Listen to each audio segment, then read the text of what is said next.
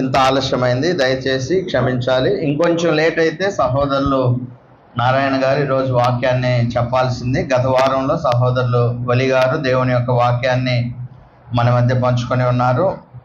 అందుని బట్టి సహోదరులకు ప్రత్యేక వందనాలు తెలియజేస్తూ, ఈరోజు బైబిల్ గ్రంథంలో ముఖ్యంగా స్నేహాన్ని ఎలాగా, అంటే స్నేహితులుగా ఎలాగూ ఒక మంచి స్నేహితులను మనం సంపాదించుకోగలుగుతాము అనేటువంటి విషయాన్ని ఈరోజు మనం మాట్లాడుకుందాం. బైబిల్లో యేసుక్రీస్తు ప్రభువారు స్థానిక సంఘాన్ని ఉద్దేశించి సంఘములో ఉన్నటువంటి వారిని, సంఘ సభ్యులైనటువంటి మనలను ఆయన రకరకాలుగా పిలిచారు. ఉదాహరణకు సంఘాన్ని వధువు సంఘము అని మాట్లాడాడు. అలాగే సంఘంలో ఉన్నటువంటి వాళ్ళందరినీ కూడా సహోదరులు అనేటువంటి పదాన్ని కూడా ఉపయోగించాను. ఇప్పుడు సంఘంలో మనందరము సహోదరులము, వాస్తవానికి సహోదరులము. ఇదే కాకుండా సంఘంలో ఉన్న మనందరము కూడా స్నేహితులము అనే ఉద్దేశము కూడా బైబిల్ చెబుతుంది మనకు. ఎలా అంటే యోహాను సువార్త 15వ అధ్యాయము, యోహాను సువార్త 15వ అధ్యాయము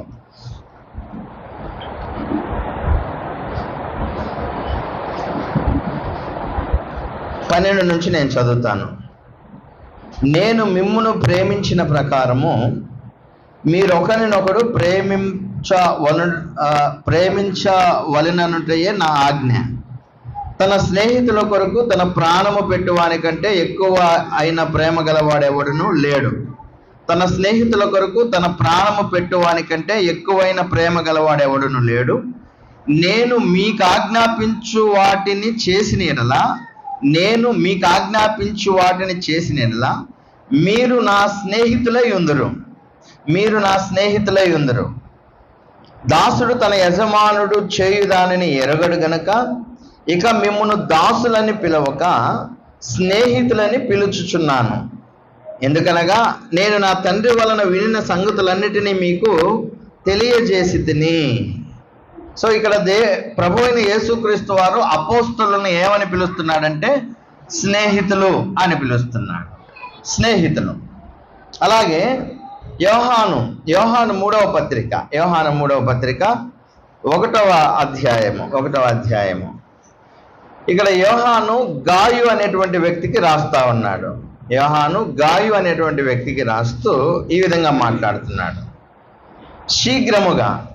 శీఘ్రముగా నిన్ను చూడ నిరీక్షించుచున్నాను, గాయుతో అంటున్నాడు. అప్పుడు ముఖాముఖిగా మాట్లాడుకొనేదను, నీకు సమాధానము కలుగును గాక. మన స్నేహితులు నీకు వందనములు చెప్పుచున్నారు. నీ యొద్దనున్న స్నేహితులకు పేరు వరుసన వందనములు చెప్పుము అంటున్నాడు. మీరు పత్రికలు గమనించినట్లయితే, మీరు పత్రికల్లో గమనిస్తే ఏమని ఉంటుందంటే, ప్రియ సహోదరులకు వందనములు. నా దగ్గర ఉన్నటువంటి పౌలు రాస్తూ ఉన్నప్పుడు ఏమంటారంటే, నా వద్ద ఉన్నటువంటి సహోదరులు అక్కడున్న సహోదరులకు వందనములు చెప్పుచున్నారు. సహోదరులు అనేటువంటి పదాలను ఉపయోగిస్తా పత్రికలు ఉంటాయి. కానీ ఇక్కడ ఏమంటున్నాడు, మన స్నేహితులు నీకు వందనములు చెప్పుచున్నారు, నీ యొద్దనున్న స్నేహితులకు పేరు వరుసన వందనములు చెప్పుము. అంటే సంఘములో ఉన్నటువంటి సహోదరులు కొన్ని సందర్భాలలో స్నేహితులు అని పిలువబడ్డారు. సో ఇప్పుడు మనము సహోదరులము మాత్రమే కాదు, ఇంకా స్నేహితులము అన్నా కానీ తప్పు లేదు. ఎందుకంటే ఇక్కడ లేఖనాల్లో యేసుక్రీస్తు ప్రభువారు అపోస్తులను స్నేహితులు అన్నాడు. అలాగే అపోస్తులు మిగతా సంఘాల్లో ఉన్నటువంటి వారిని స్నేహితులు అని మాట్లాడాను. కాబట్టి యూనివర్సల్గా మనం ఆలోచిస్తే సంఘాలలో ఉన్నటువంటి మనందరము, సంఘ సభ్యులుగా ఉన్నటువంటి మనందరము కేవలము సహోదరులము మాత్రమే కాదు, స్నేహితులము కూడా అనేది ఆలోచన చేయాలి. అయితే బైబిల్లో మరి ఈ సహోదరులము లేకపోతే స్నేహితులుగా ఉన్నటువంటి సంఘ సభ్యులమైనటువంటి మన మధ్య స్నేహము ఎలా బలపరచబడుతుంది, ఈ స్నేహము, ఈ ఫ్రెండ్షిప్ అనేది సంఘంలో ఎలా బలపరచబడుతుందనే విషయాన్ని మనం ఆలోచన చేద్దాం. సంఘములో స్నేహము బలపరచబడటానికి బైబిల్లో ఉన్నటువంటి ఇద్దరు స్నేహితులను మనము జ్ఞాపకం చేసుకుందాం. వారిద్దరి స్నేహితుల మధ్య వారి స్నేహము బలపడటానికి బలమైన కారణాలు ఏమున్నాయో అవే కారణాలు సంఘంలో ఉన్నటువంటి మనము మన జీవితాలకు అప్లై చేసుకుంటే మన మధ్య ఉన్నటువంటి స్నేహము కూడా, అంటే సంఘంలో ఉన్నటువంటి సహోదరి సహోదరుల మధ్య ఉన్నటువంటి స్నేహము కూడా అంతగా అభివృద్ధి పొందుతుంది. మీకు ఒక ప్రశ్న, బైబిల్ గ్రంథంలో మంచి స్నేహితులు అని పిలువబడినటువంటి వారెవరు? దావీదు, మీరు చెప్పండి. ఇంకొక ఆయన ఎవరు? దావీదు స్నేహితుడు ఎవరు? యోనాతాను. సౌలు రాజు యొక్క కుమారుడైనటువంటి యోనాతాను. యోనాతాను దావీదు బైబిల్ గ్రంథంలో చాలా ప్రాణ ప్రియ స్నేహితులు. వారిద్దరి మధ్య స్నేహము గొప్పగా ఉండటానికి కారణాలు ఏంటో మనం ఇప్పుడు ఆలోచన చేద్దాం. కొన్ని ఆ కారణాలు మనము సంఘంలో అప్లై చేసుకుంటే స్నేహితులుగా, సంఘంలో సోదరి సోదరులుగా మాత్రమే కాదు స్నేహితులుగా పిలువబడినటువంటి మనము దీన్ని ఎలా మనము బలపరచుకోగలుగుతామో ఇక్కడ మనం చూస్తాం. వారి మధ్య ఉన్నటువంటి ఒక విషయం ఏంటంటే నిజాయితీ, అలాగే దాపరికము లేకుండా ఉండటము. వారి మధ్య ఉన్నది ఏంటంటే నిజాయితీ, హానెస్టీ అంటారండి. సహోదరుల మధ్య లేకపోతే స్నేహితులుగా పిలువబడుతున్న సంఘ సభ్యుల మధ్య కూడా ఏముండాలి? హానెస్టీ, అంటే నిజాయితీ ఉండాలి, దాపరికాలు అనేవి ఉండకూడదు. ఒక వచనం నేను చదువుతా. సమూయేలు మొదటి గ్రంథము 20వ అధ్యాయము 1 నుంచి 3 వచనాలు. ఈ వచనం చెప్పే ముందు మీకు ఒక చిన్న బ్యాక్ జరిగిన హిస్టరీ చెప్తాను, ఒక చిన్న విషయము. అదేంటో మీకు బాగా తెలుసు. రాజు అయినటువంటి సౌలు దావీదు మీద విషపు చూపు నిలిపాడు. ఎందుకు దావీదు మీద విషపు చూపు నిలిపాడు అంటే మనందరికీ తెలుసు, ఫిలిష్తీయుడైనటువంటి గొలియాతును దావీదు చంపిన తర్వాత ఇశ్రాయేలు స్త్రీలు సౌలు కంటే దావీదును ఎక్కువగా పొగుడుతూ పాట పాడారు. ఆ రోజు నుంచి సౌలు దావీదు మీద విషపు చూపు నిలిపాడు. అంటే నేను రాజుని కదా, నన్ను పొగడాలి కదా, నాకంటే ఎక్కువగా పొగడ్తలు మరొక వ్యక్తికి వస్తున్నాయి అని ఆ రోజు నుంచి అతడు విషపు చూపు నిలిపాడు దావీదు మీద. సో ఒక గొర్రెలు కాచుకునేటువంటి వాడు, ఒక సామాన్యుడు, ఒక యవ్వనస్తుడు, సరిగ్గా బలం కూడా లేనటువంటి వాడు, యుద్ధ నైపుణ్యం అనేది అసలు లేనివాడు, అసలు రాచరికపు వ్యవస్థలో లేని ఒక వ్యక్తి, ఒక యవ్వనస్తుడు, ఒక చిన్న ప్రాయం కలిగినటువంటి వాడు పొగడతలేంటని ఆయన మీద విషపు చూపు నిలిపాడు సౌలు. అప్పటి నుంచి దావీదును చంపడానికి ప్రయత్నాలు చేస్తున్న రోజులవి. దావీదును ఏదో ఒక విధంగా చంపుదామని చూస్తున్నాడు ఎవరు? సౌలు. ఆ సందర్భంలో దావీదు యోనాతానుతో చాలా స్నేహంగా ఉండటం జరుగుతుంది. అంటే సౌలు రాజు యొక్క కొడుకైన యోనాతాను దావీదుకు చాలా స్నేహం ఉంది. ఆ సందర్భంలో యోనాతానుతో దావీదు మాట్లాడుతున్నటువంటి విషయం చూద్దాం. ఇక్కడ 20వ అధ్యాయము. పిమ్మట దావీదు రామాలోని నాయోతు నుండి పారిపోయి యోనాతాను నొద్దకు వచ్చి, అంటే తండ్రి ఏమో తరుముతున్నాడు దావీదుని, దావీదేమో కొడుకు దగ్గరకు వచ్చాడు. అంటే తన స్నేహితుడిదైన యోనాతాను దగ్గరకు వచ్చి, నేను ఏమి చేసి తిని, నేను చేసిన దోషమేమి, నా ప్రాణము తీయ వెదుకున్నట్లు నీ తండ్రి దృష్టికి నేను చేసిన పాపమేమని అడుగగా, అప్పుడు యోనాతాను అంటున్నాడు, ఆ మాట నీవెన్నటికి అనవద్దు, నీవు చావవు, నాకు తెలియజేయకుండా నా తండ్రి చిన్న కార్యమే కానీ పెద్ద కార్యమే కానీ చేయడు, నా తండ్రి ఇందెందుకు నాకు మరుగు చేయుననగా. చివరిలో 20వ అధ్యాయం 4వ వచనం అంటాడు, యోనాతాను నీకేమి తోచునో దానినే నేను నీ ఎడల జరుపుదునెను.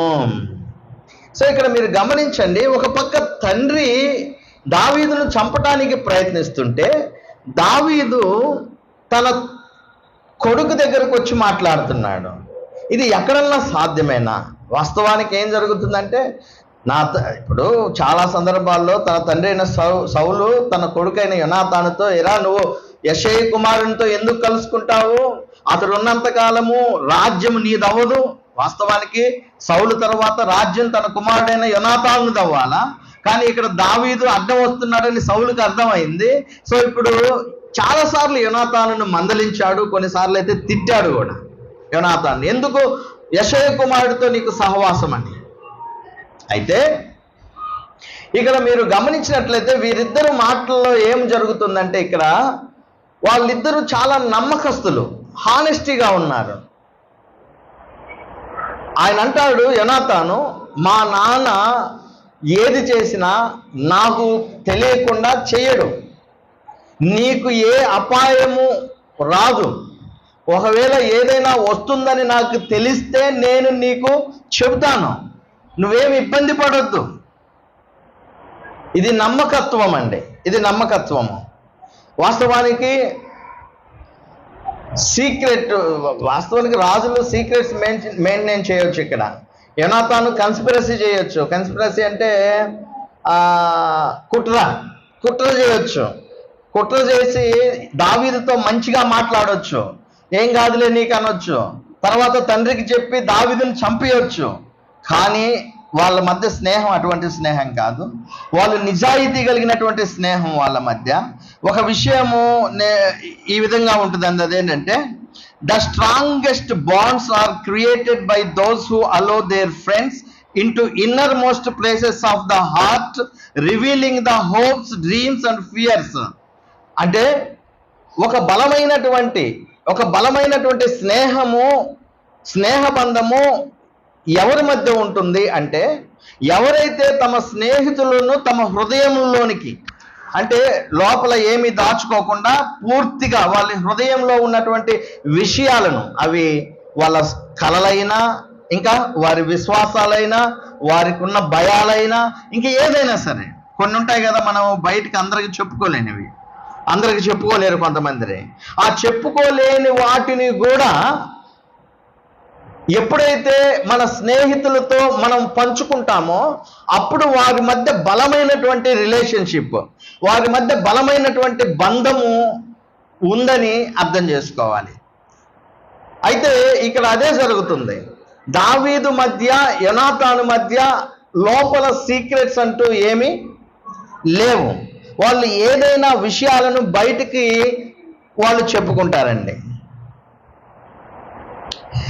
కొన్నిసార్లు భయపడతాం కదా, నా సీక్రెట్ నేను ఎవరికన్నా చెబితే, లేకపోతే నా సక్సెస్ అంటే నా విజయ రహస్యం నేను ఎవరికన్నా చెబితే వాళ్ళు దాన్ని అందుకుంటారేమో, లేకపోతే నేను నా వ్యక్తిగతంగా చేసిన విషయాలు ఎవరికన్నా పంచుకుంటే వాళ్ళు బయట ప్రచారం చేస్తారేమో అని ఎవరము ఇంకొకళ్ళకి సీక్రెట్స్ చెప్పుకోము.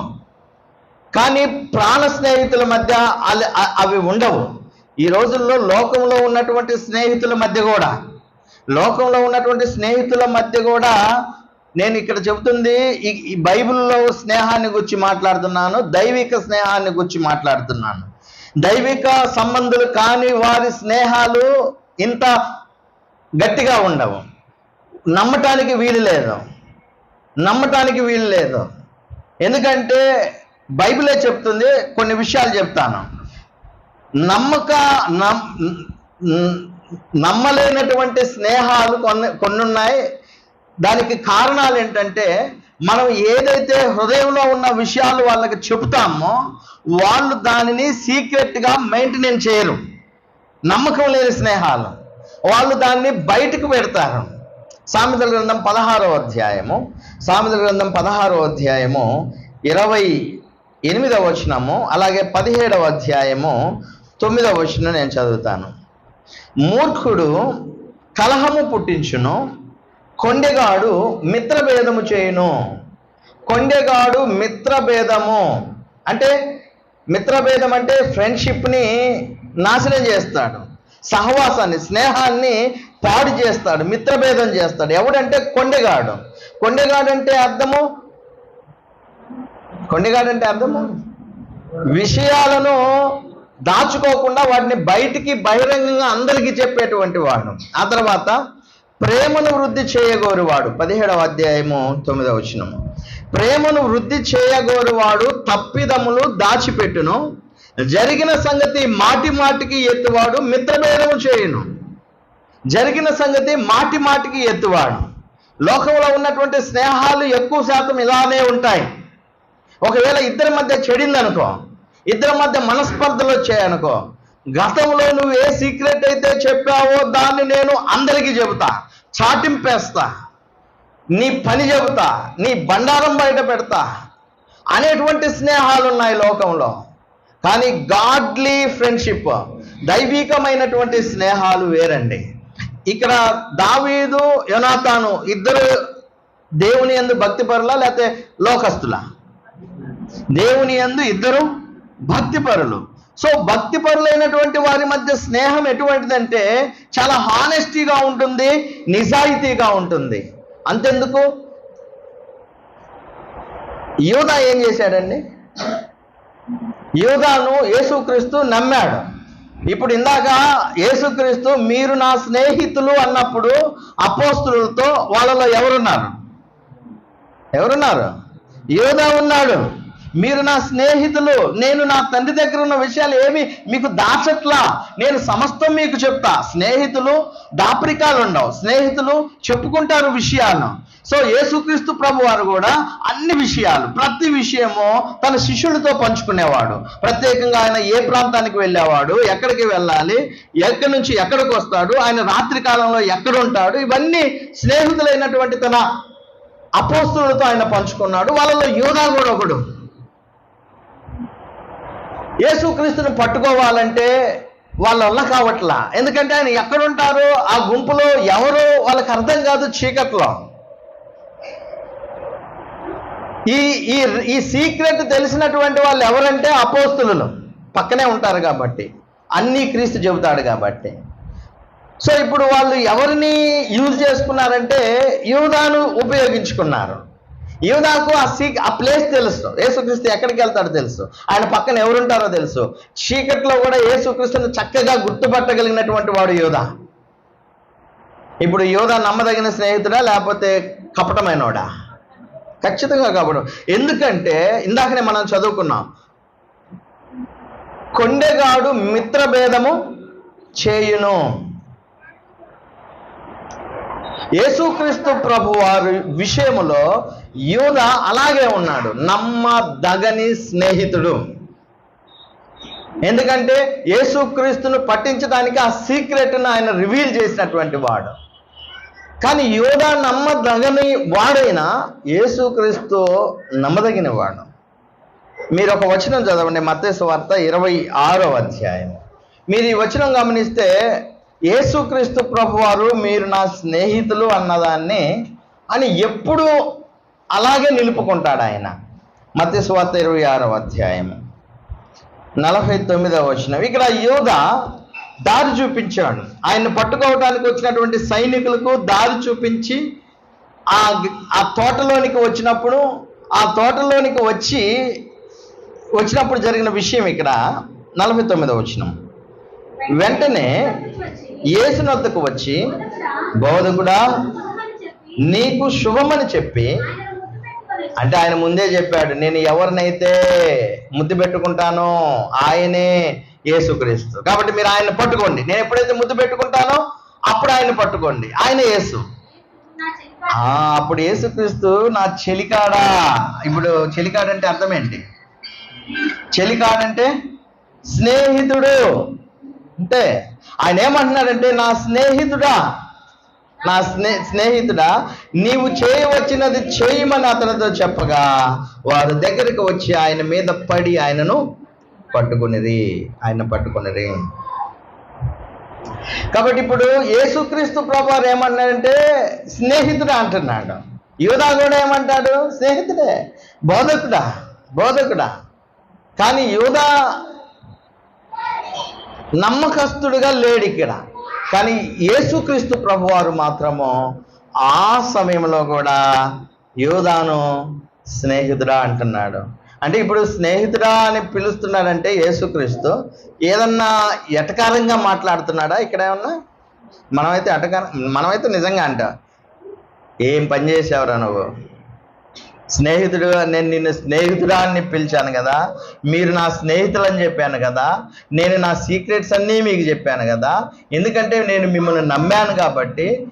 మిగతా శిష్యులు చూడు, నువ్వు చూడు, నువ్వు ఏం మనిషివిరా యోధా. మనం అలా అంటాం, కానీ ఇంకా వెటకారంగా ఏం స్నేహితుడు ఇట్లా మాట్లాడతాం. కానీ యేసుక్రీస్తు ప్రభువారు ఏమన్నాడంటే స్నేహితుడా. దాని అర్థం ఏంటంటే చెలికాడా అంటే, యోధా నువ్వు ఇప్పటికీ నాకు ఎవరు? స్నేహితుడివే. నువ్వు ఇప్పటికీ నాకు స్నేహితుడివే. నువ్వు నన్ను పట్టించడానికి వచ్చినా నువ్వు నాకు స్నేహితుడివే. సో స్నేహితుల మధ్య నమ్మకత్వాన్ని అది దైవికమైనటువంటి భక్తిలో ఉండటం ద్వారానే నిలుపుకోగలుగుతాం. కానీ నమ్మకమైన స్నేహితులను మనము భక్తి పరులైనటువంటి వారి మధ్య మనం కనుక్కుంటాం. కానీ డబ్బుతో కానీ గిఫ్ట్స్ ఇచ్చి కానీ నమ్మకమైన స్నేహాలను మనం కొనలేము. గుర్తుపెట్టుకోండి. మనం ఎంత డబ్బు ఇచ్చినా లేకపోతే ఎంత గిఫ్ట్స్ మనము ఇతరులకు ఇచ్చినప్పటికీ కూడా నమ్మకమైనటువంటి స్నేహితులను మనము సంపాదించలేము. సామెతల గ్రంథం 19వ అధ్యాయము, సామెతల గ్రంథం 19వ అధ్యాయం 4వ వచనము. ధనము గల వారికి స్నేహితులు అధికంగా ఉంటారు. చాలు, ధనము గల వారికి స్నేహితులు అధికంగా ఉంటారు. సామెతల గ్రంథం 14వ అధ్యాయం 20వ వచనము. దరిద్రుడు తన పొరుగు వానికి అసహ్యుడు, ఐశ్వర్యవంతుణ్ణి ప్రేమించువారు అనేకులు.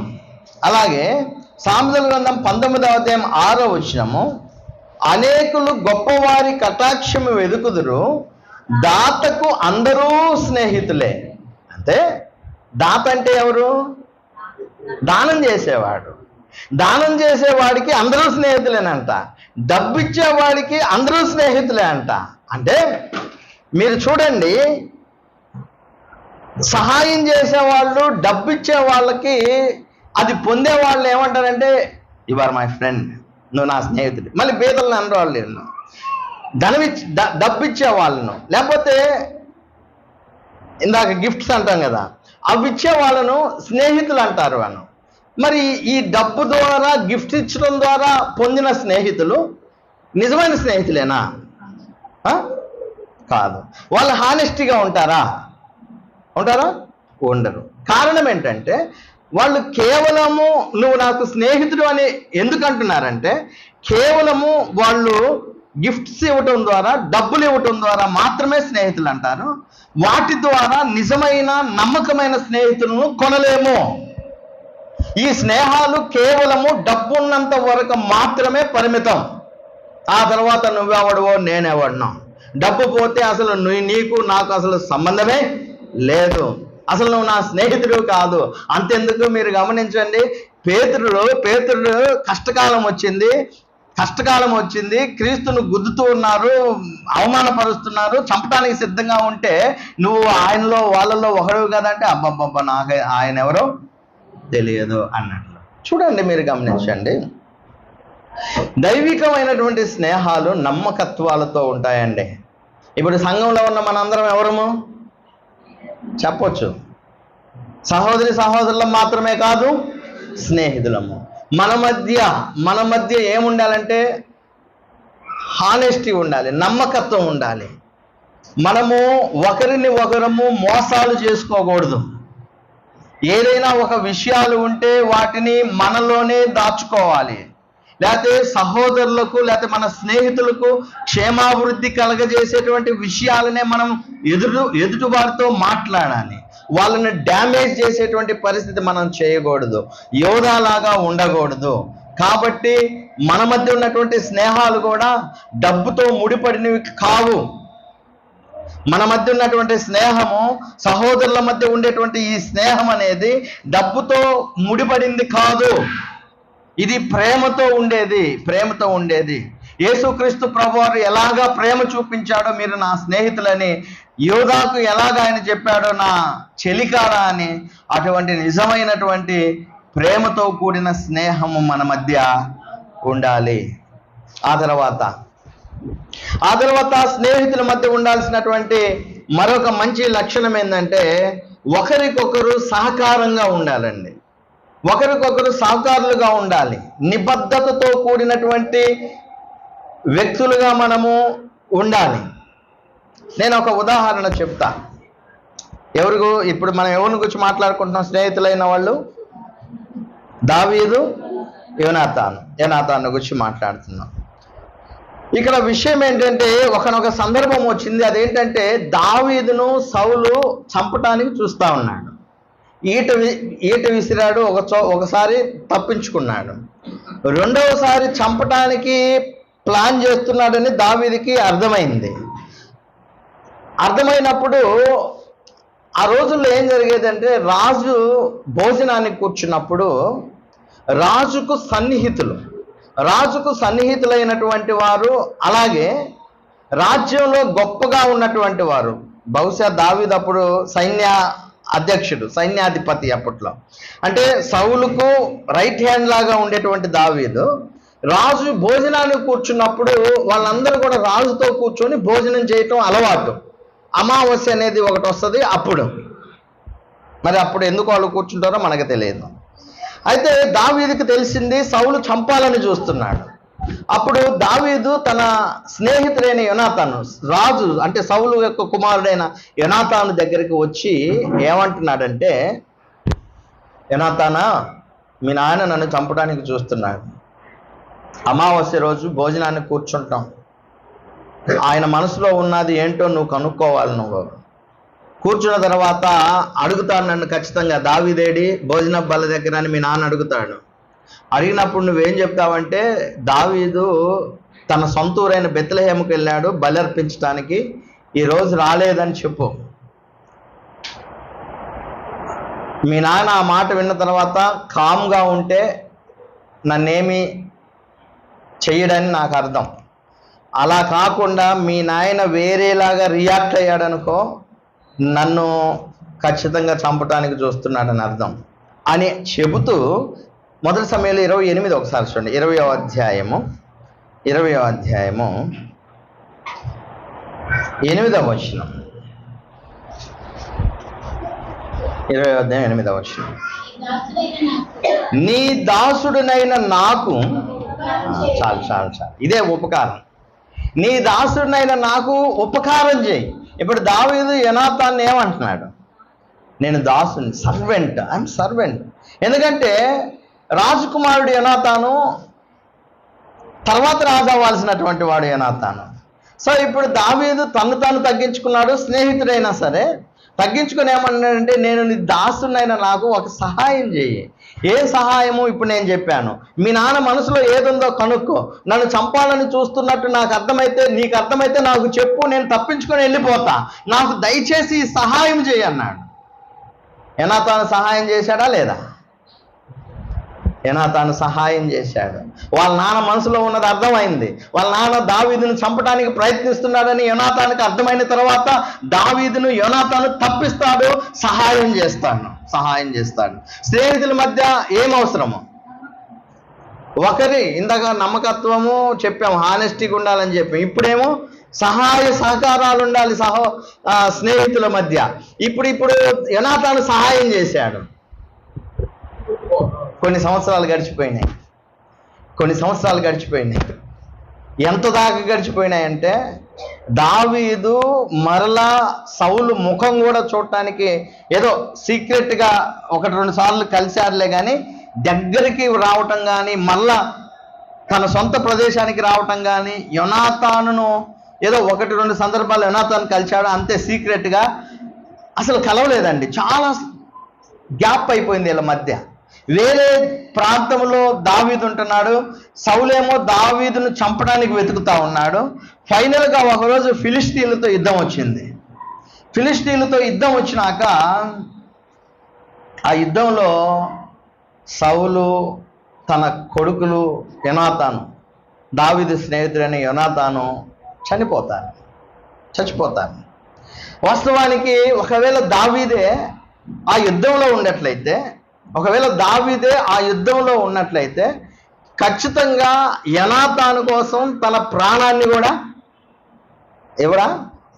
ఖచ్చితంగా ఇస్తాడు. మీరు చదవండి, మీరు ఆ లేఖనాలు చదివిన వాళ్ళకి అర్థమవుతుంది. నేను మిమ్మల్ని ఒక ప్రశ్న వేస్తాను. మీలో ఎంతమంది మొదటి సమయాలు రెండవ సమయాలు చదివారు? చేయొద్దండి.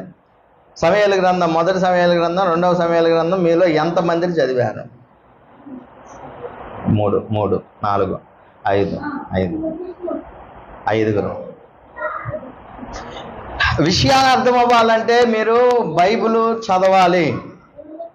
మీరు బైబిల్ చదివితే మీకు స్పష్టంగా విషయాలు అర్థమవుతాయి. సో నేను ఇప్పుడు మిమ్మల్ని ఏమి ప్రశ్నలు ఏమలే. ఇక్కడ విషయం ఏంటంటే, యుద్ధంలో ఎవరు? సౌలు చనిపోయాడు, దావీదు ప్రాణ స్నేహితుడైన యోనాతాను చనిపోయాడు. ఇప్పుడు దావీదు మామూలుగా ఏమని కావాలా? యోనాతాను చచ్చిపోయాడు, సౌలు చనిపోయాడు, ఇక రాజ్యమేమో దావీదుది అయిపోయింది, ఇక ఆయనకి తిరగలేదు. ఇంక ఆయన ఎవరి గురించి పట్టించుకోవాల్సిన అవసరం లేదు. కానీ దావీదు యుద్ధాలు అన్నీ ముగిసిన తర్వాత, ఆ తర్వాత దేవుని మందసాన్ని తీసుకొని వచ్చిన తర్వాత, అంతా సెటిల్ అయిపోయిన తర్వాత, రాజ్యము స్థిరపడిన తర్వాత దావీదు ఒకళ్ళను గురించి ఆలోచించాడు. ఎవరిని గురించి? తన స్నేహితుడైన యోనాతానును గురించి. వాస్తవంగా యోనాతాను యుద్ధానికి పోయినప్పుడు కూడా దావీదు యోనాతాను గురించి ఆలోచిస్తాడు. కానీ విషయం ఏంటంటే, అవకాశం లేదు దావీదుకి యోనాతాను దర్శించడానికి. సౌలే చంపడానికి చూస్తున్నాడు కాబట్టి అప్పుడు అవకాశం లేదు. ఇప్పుడు దావీదు యోనాతానును జ్ఞాపకం చేసుకుంటున్నాడు. చూడండి, 2వ సమూయేలు గ్రంథం 9వ అధ్యాయం. 2వ సమూయేలు గ్రంథము 9వ అధ్యాయం 1, 6, 7 వచనాలు నేను చదువుతాను.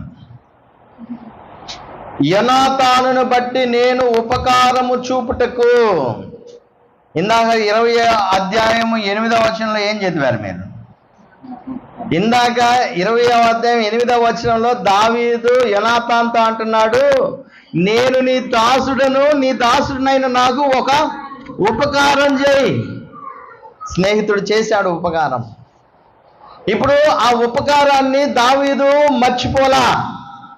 కొన్ని సంవత్సరాలు గడిచినప్పటికి కూడా దావీదు మర్చిపోలా. మనమైతే వాడు చేశాడులే ఏదో కొద్దిగా, అప్పుడేదో ఊరక మాట సహాయం చేశాడులే, కనీసం గుర్తు కూడా పెట్టుకోం. అంటే మిమ్మల్ని కూర్చోంట్లా కొంతమంది స్నేహం యొక్క విలువ తెలియని వాళ్ళు కూర్చుని నేను మాట్లాడుతున్నా. వాళ్ళు చేసిన మేళ్ళను మర్చిపోయే వాళ్ళని కూర్చుని నేను మాట్లాడుతున్నా. వాళ్ళైతే చేశాడులే అంటారు. కానీ దావీదు యోనాతాను చనిపోయిన తర్వాత కూడా, యోనాతాను బ్రతికున్నప్పుడు దావీదుకి ఏ మేలు చేశాడో ఆ మేలును దావీదు మర్చిపోకుండా ఆయన ఏమంటున్నారంటే, ఆయన దగ్గర ఉన్నటువంటి వాళ్ళని పిలిచి, యోనాతానుని బట్టి నేను ఉపకారము చూపుటకు సౌలు కుటుంబంలో ఎవడైనా ఉన్నాడా, ఎవడైనా కలడా అని అడిగాను. 6వ వచనం, సౌలు కుమారుడైన యోనాతానుకు పుట్టిన మెఫీబోషెతు దావీదునొద్ద. చూడండి, ఇక్కడ విషయం మీరు గమనించండి. ఎవడైనా ఉన్నాడా అంటే వాడు చెప్పారు, ఒక ఆయన ఉన్నాడు, యోనాతానుకు ఒక కొడుకు ఉన్నాడు. యుద్ధం జరిగేటప్పుడు దాది ఉంటారు కదా, రాజు పిల్లల్ని కాపాడే పని చేసేవాళ్ళు. ఆ పని చేసే దాది యోనాతాను కొడుకైన మెఫీబోషెత్ అనే ఒకడిని చంకలో పెట్టుకొని పరిగెడుతున్నప్పుడు కాలు జారి పడి, ఆ పిల్లోడు పడి కాళ్ళు ఇరుగుతాయి, వాడికి కుంటోడైపోతాడు. ఒక కుంటోడుగా ఎక్కడో అనామకుడుగా బతుకుతూ ఉంటాడు. వాస్తవానికి మీరు గమనించండి, సౌలు తర్వాత రాజు ఎవరు అవ్వాలా? యోనాతాను తర్వాత రాజు ఎవరు అవ్వాలా? వాళ్ళ కుమారుడు మెఫీబోషెత్ అవ్వాలా. కానీ ఇప్పుడు అసలు అనామకుడు, ఎక్కడో ఉంటున్నాడు. దావీదేమనుకోవాలా, మళ్ళా ఈడు మనవడు వస్తే నా రాజ్యానికి ఎసరు పెడతారు అనుకుంటారు మామూలుగా. అయితే దావీదు అట్లా అనుకోలే. దావీదు తన స్నేహితుడు చేసిన మేళ్ళు ఉపకారాన్ని మర్చిపోలా, తన స్నేహితుడిని మర్చిపోలా. ఆయన మర్చిపోకుండా అప్పటికి కూడా ఎవడున్నాడని అడిగితే మెఫీబోషెతు ఉన్నాడని చెప్పినప్పుడు అతన్ని తీసుకురండి నా దగ్గరకు అన్నాడు. ఆయన వచ్చిన తర్వాత చూడండి, ఆ మెఫీబోషెతు దావీదు నొద్దకు వచ్చి సాగిలపడి నమస్కారం చేస్తున్నాడు.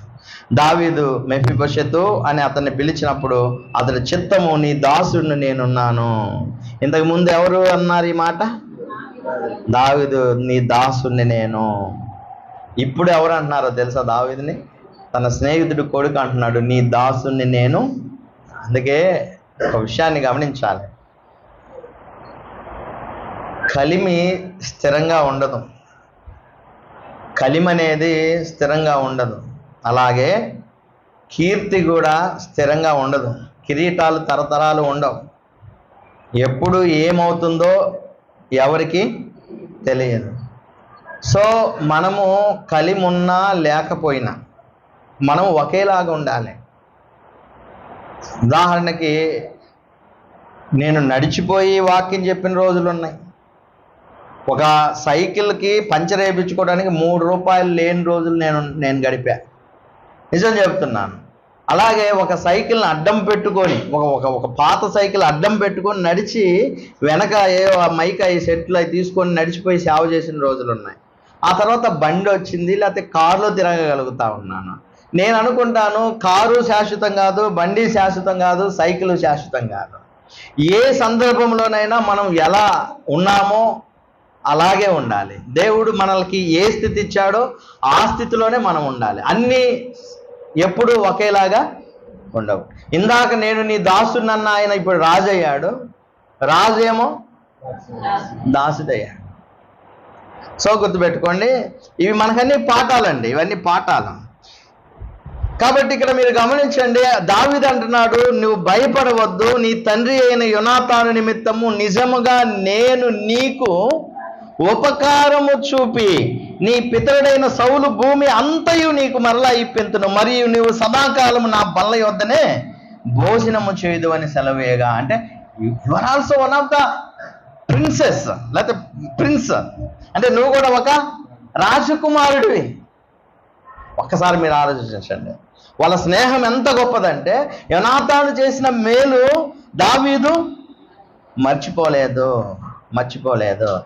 ఇప్పుడు మనం కూడా స్నేహితులమే కదా, అవునా? సంఘంలో మనం కూడా స్నేహితులమే కదా. మన స్నేహితులమైనప్పుడు మనం కూడా ఒకరికొకరం ఏం చేయాలా? సహకారం చేసుకోవాలి, ఉపకారాలు చేయాలండి. ఒకరికొకరు ఉపకరించుకోవాలా. ఒక సహోదరుడు ఒక సహోదరి ఇరుకులో ఉన్నప్పుడు, ఇబ్బందులో ఉన్నప్పుడు, ఆర్థిక పరంగా ఉన్నప్పుడు, కుటుంబ విషయంలో కుంగిపోయినప్పుడు, ఇబ్బంది పడుతున్నప్పుడు నాకు తెలియదు, నాకు పట్టదు అన్నట్లు ఉండకూడదండి.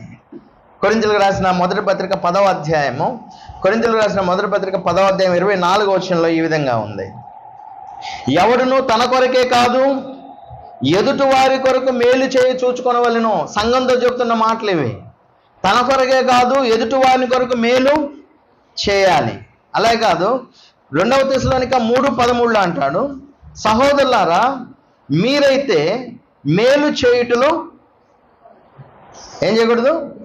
విసుకగా వద్దు. మేలు చేయుటలో విసుకవద్దు. సో మేలు చేయాలి, మన మధ్య మేలు ఉండాలి, ఒకరికొకరు సహాయం చేసుకోవాలి. మీకు ఒక విషయం తెలుసా? దావీదు అరణ్యంలో ఉంటే యోనాతాను రాజ్యంలో ఉన్నాడు కదా. రాజ్యంలో ఉన్న యోనాతాను దావీదుని మర్చిపోలా. ఇప్పుడు సమయం లేదు కానీ నేను చెప్తాను. 23వ అధ్యాయం 14-15, మొదటి సమయాలు 23వ అధ్యాయము 14 నుంచి 17 వచనాల దాకా మీరు చూస్తే యోనాతాను వెతుక్కుంటా అడవిలో దాక్కున్న దావీదు దగ్గరికి వెళ్ళాడండి. వెళ్ళి దావీదును ధైర్యపరుస్తున్నాడు, బలపరుస్తున్నాడు. మా నాన్న వల్ల నీకేం కాదు, నువ్వు భయపడవాక, నెక్స్ట్ నువ్వే రాజు అవుతావు, నేను నీకు సహాయకారిగా ఉంటాను, నువ్వు భయపడద్దు. ఎవరంటారండి ఇట్లా? ఎవరు అనరు. స్నేహితులు కాబట్టి ఆ మాట అంటున్నాడు. అందుకే లేఖనాల్లో ఒక మాట ఉంది, నిజమైన స్నేహితుడు విడువక ప్రేమిస్తాడు. 17 సామెతలు 17:17లో నిజమైన స్నేహితుడు విడువక ప్రేమించును, దుర్దశలో అట్టివాడు సహోదరుడుగా ఉండును. దుర్దశ అంటే ఏదన్నా కష్టం వచ్చినప్పుడు, ఇబ్బంది వచ్చినప్పుడు అతడు సహోదరుడుగా ఉంటాడు. అలాగే సామెతలు 27:10లో అంటాడు, నీ స్నేహితునైనను నీ తండ్రి స్నేహితునైనను విడిచిపెట్టకము, నీకు ఆపద కలిగిన దినమందు నీ సహోదరుని ఇంటికి వెళ్ళకము. దారిలోనున్న దూరంలోనున్న సహోదరుని కంటే దగ్గరనున్న పొరుగువాడు అంటే స్నేహితుడు వాసి అంటాడు. మీరు గమనించండి, ఒక్కొక్కసారి సొంత సహోదరులే నిన్ను మోసగించవచ్చేమో కానీ స్నేహితులు మాత్రము విడిచిపెట్టరు. దాని అర్థం అదే. దావీదు కష్టకాలంలో ఉన్నప్పుడు ఆ కష్టకాలానికి కారణం ఎవరయ్యా అంటే సొంత కొడుకే అయ్యాడు. ఎవరైనా సొంత కొడుకు? అబ్షలోము. తన సొంత కొడుకైన అబ్షలోమే దావీదును అరణ్యానికి పంపిస్తే దావీదు కష్టకాలంలో ఉన్నాడండి. దావీదు కష్టకాలంలో ఉన్నప్పుడు ఆయన కీర్తనలో ఈ విధంగా అంటాడు 69:20లో, నిందకు నా హృదయము బద్దలాయెను, నేను బహుగా కృషించి ఉన్నాను, కరుణించు వారి కొరకు కనిపెట్టుకొని ఉన్నాను గాని ఎవ్వరునూ లేకపోయిరి, ఓదార్చు వారి కొరకు కనిపెట్టుకొని ఉంటిని గాని ఎవ్వరూ కానరారైరి అంటాడు. అంటే నేను అవమాన పాలయ్యా, నిందల పాలయ్యా, నిందకు నా గుండె బద్దలైపోయింది, నేను కష్టాల్లో ఉన్నా, నేను శ్రమలో ఉన్నా, నన్ను ఆదరించే వాళ్ళు ఎవరైనా ఉంటాడేమో అనుకున్నాను. కొడుకు కూడా పోయి అక్కడ రాజ్యం వెళ్తా, నేను మా అయ్యను పారదోలి నేను రాజునవుతానని కూర్చున్నాడే కానీ ఎవరు దగ్గరోళ్ళు సొంతోళ్ళు ఎవరు దావీదు దగ్గరికి వచ్చి పలకరించిన వాళ్ళు లేరు. నిజంగా ఆయనకు స్నేహితులుగా ఉన్న కొంతమందిని మాత్రం వచ్చి దావీదుకు సహాయం చేశారు ఆ మార్గంలో. అందుకే ఇక్కడ ఏమంటాడంటే, ఇందాక మనం చదువుకున్న నిజమైన స్నేహితుడు విడువక ప్రేమిస్తాడు, దుర్దశలో అట్టివాడు సహోదరుడుగా ఉంటాడు. ఇప్పుడు మనందరం నిజమైన స్నేహితులం. సంఘంలో సమస్య వచ్చినప్పుడు ఒకవేళ మన భౌతికమైన రక్త సంబంధికులైన ఒకవేళ సహాయం చేయకపోయినా క్రీస్తులోనికి వచ్చిన తర్వాత మనం ఆత్మ సంబంధులైన ఎవరము సహోదరులము, స్నేహితులము. ఇప్పుడు మనం నిజమైన స్నేహితులమైతే మనం ఒకరికొకరు ఏం చేయాలా? చెప్పాలా? ఊరకు నోటి మాట కాదు. ఆ సమస్య వచ్చినప్పుడు, ఆ ఇబ్బంది వచ్చినప్పుడు, ఆ కష్టము ప్రాప్తించినప్పుడు ఫలానా సహోదరుడికి లేకపోతే ఫలానా సోదరికి ఇదిగో ఇది సమస్య అన్నప్పుడు సంఘమంతా ఏం చేయాలా? ముందుకు రావాలా? అదే నిజమైన స్నేహము. చివరిగా ఒక విషయాన్ని చెప్పి నేను ముగించేస్తా. ఇప్పటికి సమయం చాలా అయింది. చివరిగా ఒక విషయాన్ని చెప్పి, ప్రతి ఆదివారం మీరు నన్ను ఇబ్బంది పెడతారు, ఈ వారం నేను మిమ్మల్ని ఇబ్బంది పెడతా. ఎందుకంటే ప్రతి ఆదివారం నేనేమో 9 గంటలకు వచ్చి కూర్చుంటే మీరేమో 10ంటికి వస్తారు, అంటే కొంతమంది.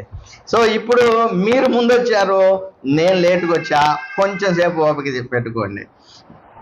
చివరిగా స్నేహితుల మధ్య ఉండాల్సింది ఏంటంటే నిజమైన భావోద్వేగాలు కలగాలండి.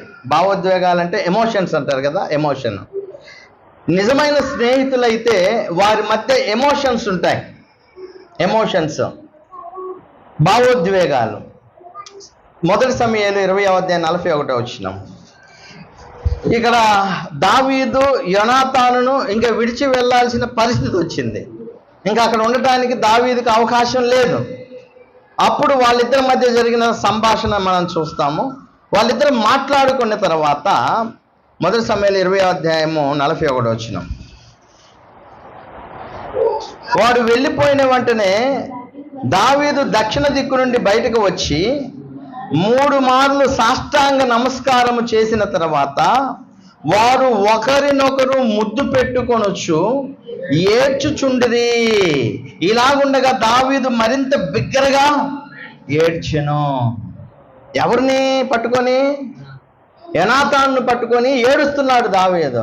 యోనాతాను ఏడుస్తున్నాడు, ఎందుకంటే ఇక నుంచి వాళ్ళు కలవటానికి కుదరదు, వాళ్ళిద్దరు వేరైపోతున్నారు. కాబట్టి నిజమైన స్నేహితుల మధ్య ఇదిగో ఈ భావోద్వేగాలు ఉంటాయి, ఈ భావోద్వేగాలు ఉంటాయి. అందుకు 2వ సమయాల్లో మీరు చూస్తే యోనాతాను చనిపోయిన తర్వాత 2వ సమయాలు 1వ అధ్యాయం 25 నుంచి 26 వచనాల్లో దావీదు ఏడుస్తూ యోనాతానును గూర్చి ఒక గీతము రాస్తాడు. యోనాతానును గూర్చి ఏడుస్తూ పాట రాస్తాడు. సో మొదటి శతాబ్దంలో సంఘము కూడా ఎలా ఉన్నారంటే భావోద్వేగాలు వ్యక్తపరుచుకున్నారు వాళ్ళు. స్టెఫన్ చనిపోయినప్పుడు ఏం చేశారు సంఘం? స్టెఫన్ రాళ్ళతో కొట్టి చంపారు. చనిపోయిన తర్వాత ఏం చేశారు సంఘం? స్టెఫను కోసం ఏడ్చారు అన్నట్టుంది. స్టెఫన్ కోసం ఏం చేశారు వాళ్ళు? అంటే స్టెఫను చనిపోతే వాళ్ళు ఏడ్చారు. అంతేకాదు, మీరు దొరక అనే ఆమె, తబిత అనే ఆమె చనిపోతే కింద వాళ్ళు ఏం చేశారు? ఆమె విషయం బాధపడి ఏడ్చి పేతురుతో చెప్తారు ఆమె ఎంత మంచిదో అని. అంటే నిజమైన స్నేహితుల మధ్య భావోద్వేగాలు. అంతెందుకు, లాజరు చనిపోతే యేసుక్రీస్తు ఏం చేశాడు? ఏడవలేదా? ఆయన మనసులో మూలుగుతూ ఏడ్చాడు. అంటే స్నేహితుల మధ్య ఏముంటుంది? భావోద్వేగాలు వ్యక్తపరుస్తారండి, భావోద్వేగాలు వ్యక్తపరుస్తారు. ఇక సమయం లేదు కాబట్టి ఇందరితో ముగిస్తున్నాను. మంచి స్నేహాలు. ఇప్పుడు మనం కూడా సహోదరులు, మీకు స్థానిక సంఘంలో కూడా అటువంటి ఎమోషన్స్ ఉండాలండి సహోదరుల మధ్య. అందుకే సంతోషించు వారితో సంతోషించండి, ఏడ్చు వారితో ఏడవండి, ఒకరినొకరు మనసు కలిసి ఉండండి అంట.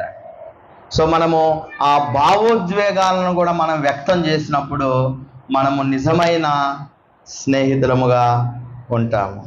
అటువంటి మంచి స్నేహాన్ని సంఘంలో మనందరి మధ్య కొనసాగాలని వాక్యం ద్వారా హెచ్చరిక చేస్తూ వాక్యాన్ని ముగిస్తున్నాను. మీ అందరికీ కూడా హృదయపూర్వక వందనాలు. అలాగే అవకాశం ఇచ్చినటువంటి సహోదరులకు కూడా వందనాలు తెలియజేస్తున్నాను.